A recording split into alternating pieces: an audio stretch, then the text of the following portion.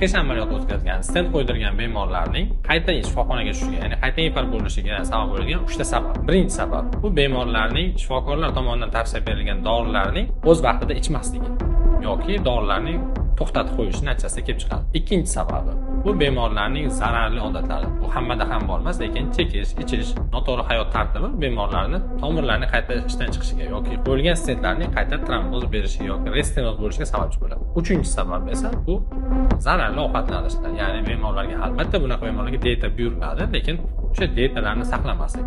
Ko'pchilik bemorlarga o'sha operatsiya o'tkazgandan keyin dietani buyurganimizda endi yashamas ekanmanmi degan gaplar ham bo'lib qoladi. Bu degani siz hamma ovqatdan chegaralanmaysiz.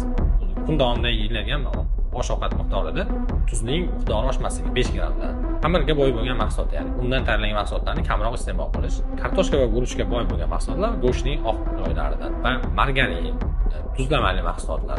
Lekin afsuski bu uchinchisini ko'pchilik bemorlar bajarishga qiynaladi va shu sabab bilan ham bemorlarda qayta tomirlarning zararlanishi ko'p kuzatiladi. Bu video sizga foydali bo'lgan bo'lsa, sahifaga obuna bo'ling, bizni kuzatishda davom eting.